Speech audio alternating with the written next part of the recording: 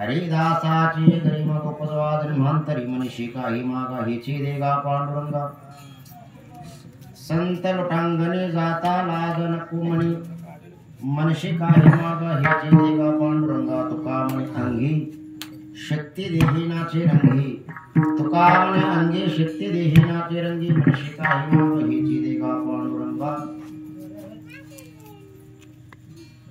अलंकार महायोग पीठम तटे विमूर्तिं वरं पुंडरीकाय धातु मनेन्द्र समाधिष्ठात्मानं परब्रह्म लिंगं परिपाण्डं ओम नमो आदिरूपा ओंकार स्वरूपा विश्वाद्या पुरुष पाण्डुरंग पाण्डुरंगा करो प्रथमाना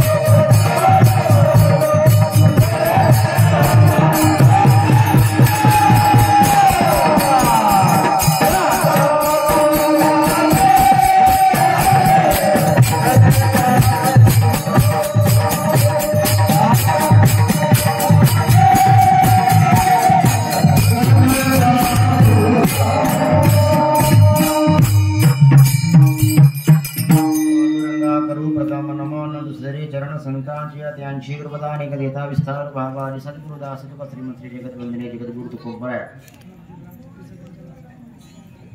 जगत कर्త కళ్యాణం వచ్చినటువంటి ఒక మహాత్ముడు జగత్ కర్త కళ్యాణానికి ఇద్దరు అవతారానికి వస్తారు. ఒకటి దేవుడు, రెండవది మహాత్ముడు. దేవుడు అవతారానికి రావడానికి కారణం ఏంటి? ఎప్పుడైతే అధర్మం అవుతుంది ఆ అధర్మాన్ని ధర్మరక్షణ చేసేందుకు దేవుడు అవతారానికి వస్తాడు. ధర్మరక్షావయ అవతార చేసి ఎప్పుడైతే ధర్మానికి సంకటం వస్తుంది ఆ ధర్మాన్ని నిలబెట్టేందుకు దేవుడు ఏదో ఒక రకంగా అవతారానికి వస్తాడు. ఇంతకు ముందు వచ్చాడు, ఇంకా ముంగట కూడా వస్తాడు, ఇట్లా గ్యారెంటీ ఉంది. రెండవది ధర్మాన్ని కాపాడతందుకు కూడా మహాత్ములు అవతారానికి వస్తారు. धर्मरक्षावया कारणे संत होताती అవతీర్ణే. ధర్మరక్షణ గురించి కూడా సంత మహాత్ములు అవతారానికి వస్తారు.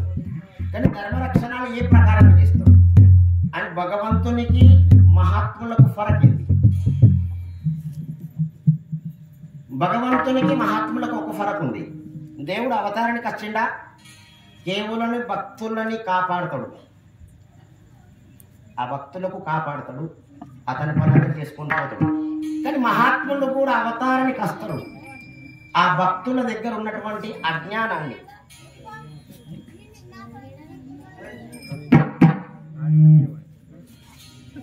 ఆ భక్తుల దగ్గర కొంతమంది అజ్ఞానులు ఉంటారు, మూఢజనులు ఉంటారు, జడ జీవులు ఉంటారు. జడ అంటే ఎలాంటిది జ్ఞానం లేనంటి వాళ్ళు కూడా జగత్తు లోపల అవతారం వస్తారు మనుషులు. అలాంటి వాళ్ళకు కూడా మహాత్ములు అస్థి వాళ్ళు సన్మార్గానికి పెడతారు. సన్మార్గం పెట్టే పని దేవునితో కాదు, జ్ఞానబోధ చేయడం దేవునితో అయ్యే పని కాదు. దేవునికి ఒకటే పని, కాపాడడం. ఈయనకుంటే కథం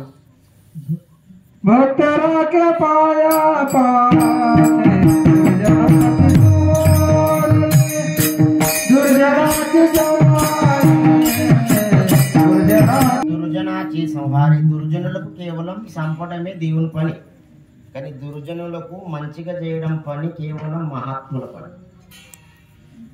దుర్జనులకు మంచిగా చేయడం అనేటటువంటి పని దేవుని వల్ల కాదు. దుర్జనులకు మంచిగా చేయడం పని కేవలం మహాత్ములతోనే అవుతుంది. తుకామనే గుణ చందనాచే తైసే తుమే జగే అని గుణదోషయాతి నా విచారిక ఇటావదిల్లా పాహే. వాళ్ళు ఎలాంటిది కూడా లెక్క పెట్టారు. రండి మా దగ్గరికి. యారి యారి లానతో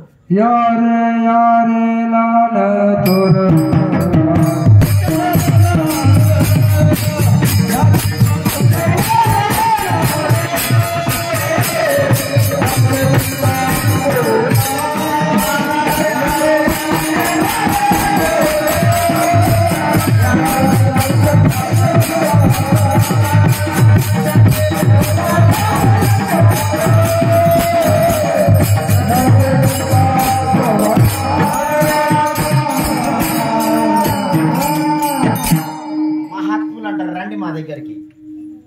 తండ్రికి తల్లికి రెండు రకాల ఫరక్ ఉంది.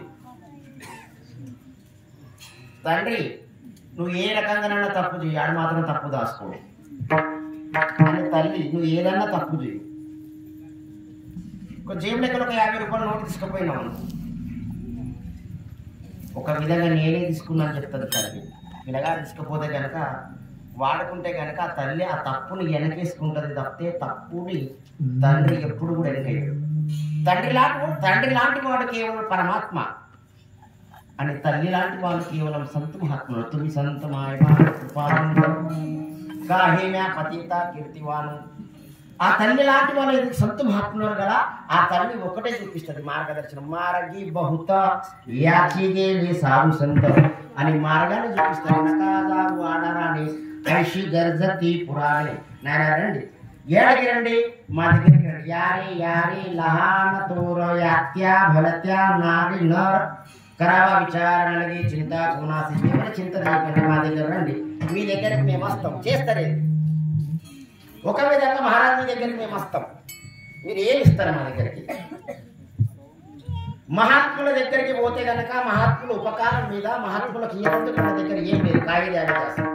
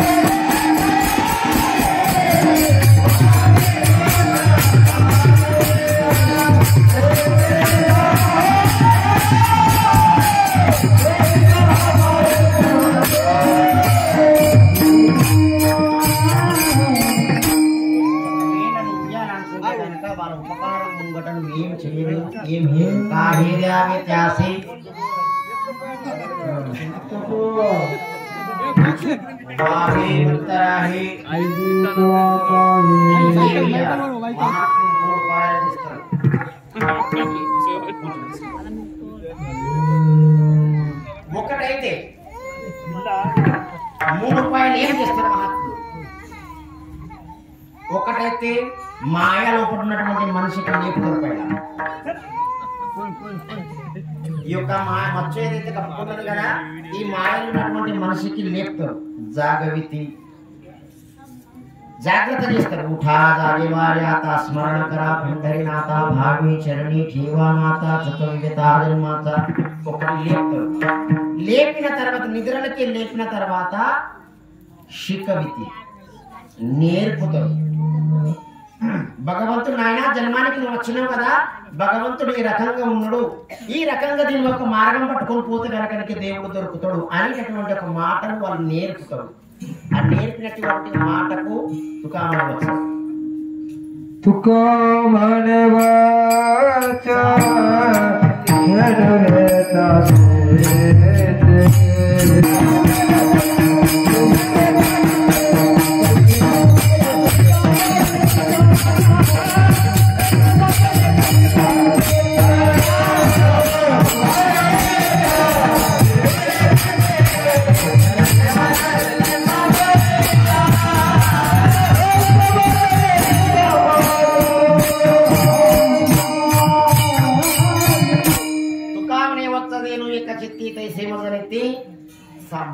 ఒకటైతే లేపుతారు నిద్రలకెళ్ళి, ఈ మాయలకెళ్ళి లేపినటువంటి మనిషికి నేర్పుతారు.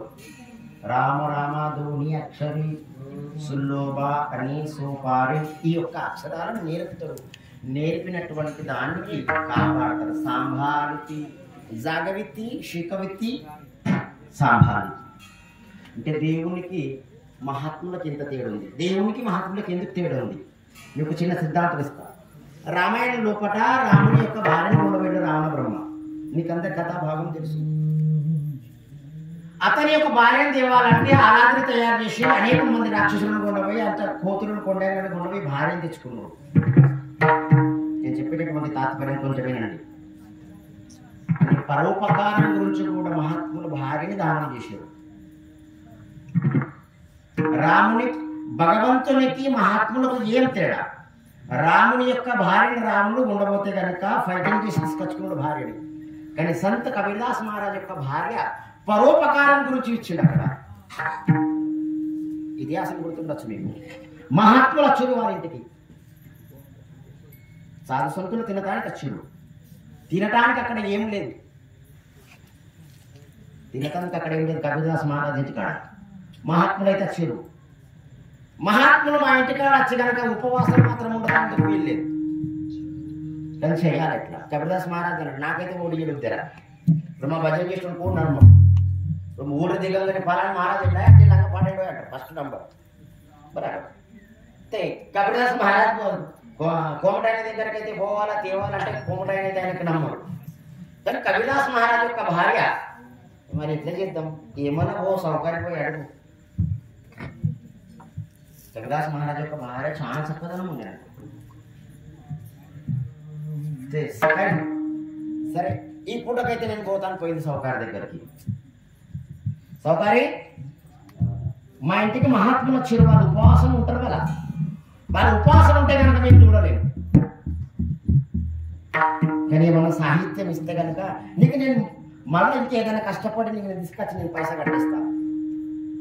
ఆ తల్లి అక్కడ మాట్లాడింది కోమటాయనతో, నేను ఇప్పటికే పైన ఖాతానే కట్టలేదు, ఇప్పటికి నీ మూడు ఇట్లా రోడ్డు మీద పోతే కూడా నా ముఖం చూడకొచ్చింది. మళ్ళా మహారాజ్ అయితే పైసలు కట్టాడు. ఒకవేళ నీకు కూడా నేను నమ్మి పైసలు నేను సామాను ఉద్ధరిస్తే కనుక ఇంకా పైసలు మాత్రం తిరిగి రావు. చూడు సౌకర్యం ఏమన్నా చెయ్యి, ఎట్లనైనా చెయ్యి. కానీ మహాత్ములు అక్కడ వచ్చారు ఉపవాసం, వాళ్ళకు ఉపవాసం ఉండేటటువంటి ఒక వాళ్ళ ఉపవాసం చూస్తే కనుక నా వల్ల కాదు. వాళ్ళకి ఏమన్నా నేను అండి పెట్టాలి, సాహిత్యం మాత్రం కావాలి. సరే చూడు, నేను నీకు వాపసు పంపా కనుక నాకు ఒక వచనం ఇస్తే కనుక. చూడండి, భగవంతునికి సాధు సంతులకు ఎంత తేడా ఉంది. నేను చెప్పేటటువంటి తాత్పర్యం ఇది. సరే ఏం అడుగుతావు అడుగు, ఏం లేదు, నీకు ఎంత సాహిత్యం జరుగుతుంది అంత ఉండవు. కానీ ఈ రోజు రాత్రి పక్కనకు నా దగ్గరికి వస్తే కనుక నీకు నేను సాహిత్యం ఇస్తాను చెప్పి కోమటయ్య. అర్థమైందా? అర్థమైందా? తదాస్తాను. నా శరీరం పరోపకారానికి కోసం గిట పనిచేస్తే కనుక సాధు సంతులకు నేను అన్నం పెట్టి వాళ్ళ కడుపు నిండా నేను అన్నం పెట్టి కనుక ఈ రాత్రి నీ దగ్గరికి వస్తాను మాట ఇచ్చింది తల్లి. ఎంత తేడా ఉంది మహాత్ములకు అని భగవంతుడికి. వాటిగా ఏం కావాలంటే అది కొండపోయిగా.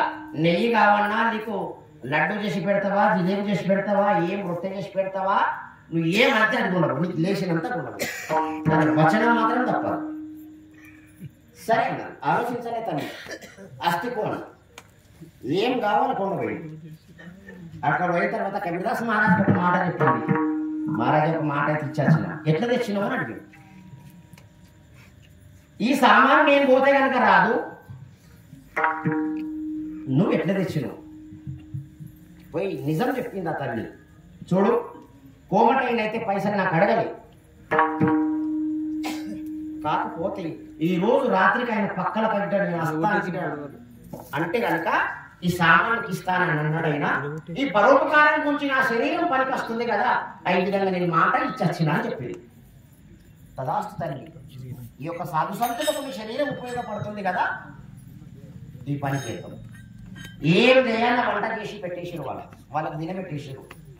రాత్రి 11:30 జిమ్ జిమ్ జిమ్ వాన పడుతున్నది. చేతి లోపల ఖండీలు పట్టుకున్నాడు కబీర్దాస్ మహారాజ్, ఛత్రి పట్టుకున్నాడు. జిమ్ జిమ్ జిమ్ జిమ్ వాన పడుతున్నది.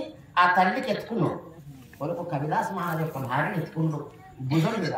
ఆ భుజం మీద ఎత్తుకొని ఆ తల్లిని తీసుకొని పోయింది అక్కడికి. యాడికి? ఆ కోమటాయి ఇంటికి పోయాడు కదా. ఒక చెప్పడ చేసింది ఉన్నది లోపల. ఆ తల్లి కాళ్ళకు బుడద అంటలే. ఎవరి మీద కూకున్నది? మొగన్ యొక్క భుజం మీద కూకున్నది కబీర్దాస్ యొక్క భార్య. అక్కడ తీసుకొని పోయాడు. తీసుకొని పోయిన తర్వాత ఆ ఇట్లా దించిండు. దించిన తర్వాత తల్లి అతని ఇచ్చాపూర్తి చేసిరా. బయట కబీర్దాస్ మహారాజ్ మరిపోయి లోపల పోయిన తర్వాత ఇచ్చిండు. ఆయన మొత్తం సిద్ధం చేసుకొని ఉన్నాడు. మొత్తం సిద్ధం చేసుకొని ఉన్నాడు కానీ బాగా నిలుస్తున్నాడు అక్కడ. రోజు హనుమంత మహాబలి ఆ భగవంతుడు పాండవుడు అఖలాండ కోటి బ్రహ్మాండమైనటువంటి ఆంజనేయ స్వామి అక్కడ నిలుస్తున్నాడు. వెనక ఓల వెనక ఆ కపిలాస మహారాజు యొక్క భార్య వెనక నిలుస్తున్నాడు. రే పరోపకారం గురించి నా బిడ్డ ఈ రోజు నీకు మాట ఇచ్చింది. ఆ తల్లి మీద బిడ్డ చేసినవా నీ వంశం సత్యనాశ చేస్తాడు. అతనికి అక్కడ ఉపదేశం అయింది. ఆ తల్లి కాళ్ళు పట్టుకున్నాడు. అక్కడి నుంచి వచ్చింది. ఈ రోజు కోమటోలు ఇళ్ళల్లా ఆడపిల్లలు లేరు. కారణం అది ఎరకలో చేసుకొని సంసారం చేస్తామని చెప్పింది ఆ రోజు కపిలదాస్ మహారాజు యొక్క భార్య. కోమటోళ్ళకు ఆడపిల్లలకు ఒకటి కలియుగంలో ఒకటి చెప్పినటువంటి శాపన కేవలం కపిలదాస్ మహారాజు యొక్క భార్యనే శపించింది అని. కొమ్మటి ఇళ్ళల్లా ఆడపిల్లలు కలియుగంలో కూడా పుట్టారు. అర్థమైందా?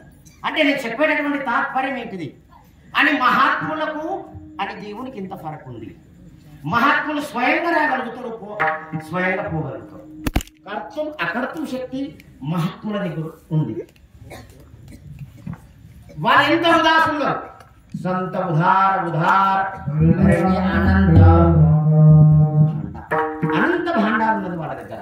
ఏం కావాలంటే వాళ్ళ దగ్గర ఉంది అని మహాత్ములతో దేవుడు దొరుకుతాడు అని మహాత్ముడు రాగలుగుతారు. ఇదే తుకారాం మహారాజ్ వైకుంఠానికి పోయిన తర్వాత 3 సార్లు కిందికి వచ్చింది. బల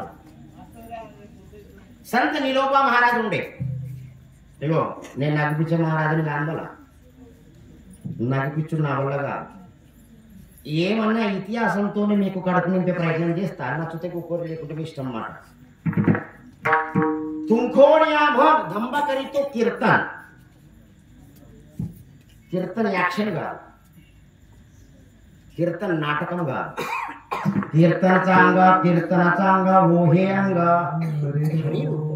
హరి యొక్క స్వరూపాన్ని, హరి యొక్క గుణగానాన్ని వర్ణించడమే కీర్తన అని. నిలోబా మహారాజ్ తుకారాం మహారాజ్ యొక్క శిష్యుడు దేశాయి ఉండే వాళ్ళ. దేశాయి అంటే తెలుసు కదా, అక్కడ కూర్చున్నాడు. ఈ భజనకు రావడం కారణం కూడా దేశాయి. నాకు నేను చిన్నగా ఉంటే వాళ్ళ వినాయక చవితి మొత్తం మా ప్రతి దొరగారి చేస్తుంటే వాళ్ళు మేము చిన్నగా ఉంటుంది. మేము మినిమం అంటే 2వ తరగతి 1వ తరగతి కోటాసారి స్కూల్లో చదువుతుంది. అప్పుడు వినాయక చంద మొత్తం మా ప్రతిపంతులు గారు చేస్తున్నారు. మేము 2-3 పోరగాళ్ళు ఉంటుంది. మేము ఏం చేస్తుంటామంటే ఈ నేను భజనలకు రావడం కారణం అంటే మా ప్రతిపంతులు ఆ మహాత్ముడి యొక్క పుణ్యం మీకు ఖచ్చితం. మేము ఆయన మాకు ఏం చేస్తుంటాడే, నువ్వు బియ్యంది ఒక బస్తా పట్టుకో, నాకంటే నువ్వు కారం బస్తా పట్టుకో, నువ్వు చింతపండు పట్టుకొని ఉల్లిగడ్డలు పట్టుకొని మా దేశాలు ఎంబట మేము వినాయక చందకు తిరుగుతుంటాం. మన అయితే ఆ చంద చేయంగా ఇదంతా భజన చేస్తుంది పెద్ద మనుషులు అంతా. అది టాలం కొట్టుకుంటా మాకు అలవాటు. కారణం అంటే మహాత్ముడు యొక్క పుణ్యం. నేను చెప్పిన ఆత్మ ఏమేంటిది, ఆ దేశాయి మహారాజు ఉండే ప్రియమైనటువంటి శిష్యుడు తుకారాం మహారాజు గారికి. తుకారాం మహారాజు వైకుంఠానికి వెళ్ళిపోయిన తర్వాత వెళ్ళిపోయే సమయంలో పట తుకారాం మహారాజు గారి వైకుంఠం గమనైపోయిన తర్వాత నిలోప మహారాజు ఊళ్ళో లేకుండే, అతని శిష్యుడు లేకుండే. ఊరికే వచ్చేసిన తర్వాత మీ మహారాజు వెళ్ళిపోయింది బల. మీ మహారాజు అయితే లేడు. మా మహారాజు ఎట్లే నాకు చెప్పకుండా పోతాడు అని ఒక చెట్టు కింద కూకుంటే అతను తపశ్చారి చేసిన తర్వాత దేవుడు వచ్చిండట. తపశ్చర్యకి మెచ్చి దేవుడు వచ్చిన తర్వాత రే ఎందుకు కుక్కున్నావు నీలోబా అంటే మా గురు మహారాజ్ గారి గురించి కుక్కున్నా. అరే మీ గురు మహారాజ్ ఎక్కడ నేను వచ్చిన కదా నా గురించి తపశ్చర్య చేస్తాడు. యోగులు మునులకు కూడా దొరికినటువంటి పరమాత్మను నేనే. ఒక కాలం మీద తపశ్చర్య చేస్తే కూడా దొరికినటువంటి ఒక మహాత్ముని నేనే. కాబట్టి నేను నీ దగ్గరికి వచ్చిన, కానీ నీతో నాకు పని లేదు. నీ కూడా రమ్మన్నాడు. మా గురు మహారాజే కావాలి. నేను నీకోసం మాత్రం అనుకుంటాను. ఎట్లా చేయాలి ఇప్పుడు? నేను వచ్చిండ్రా నీ బాధ ఏంటి చెప్పు. నాకు బాధనే లేదైతే నేను నీకేం చెప్పాలి?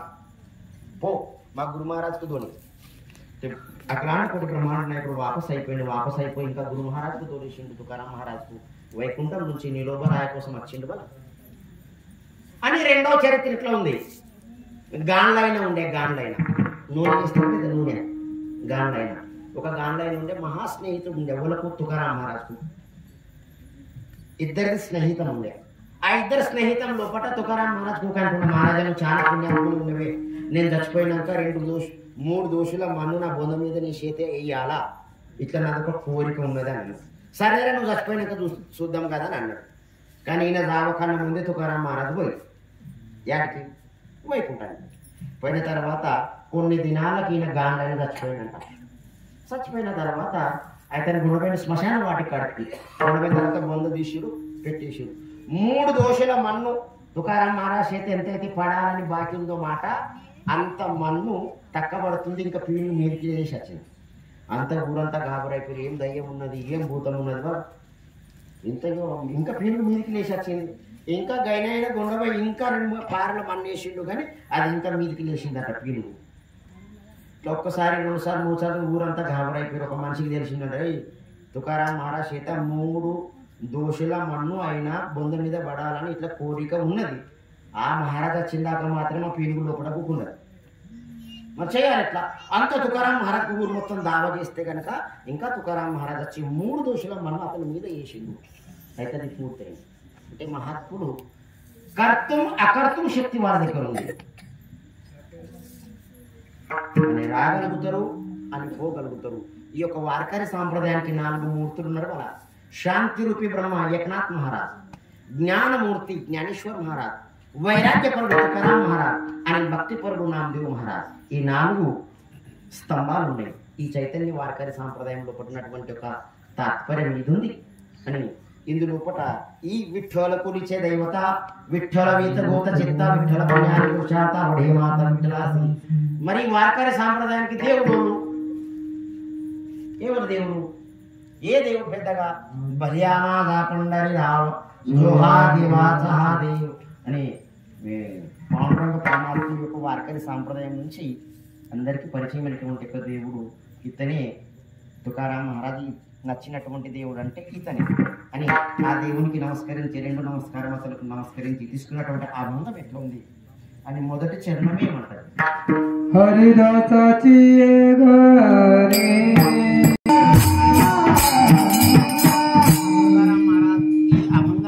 లెటర్ రాశాడు.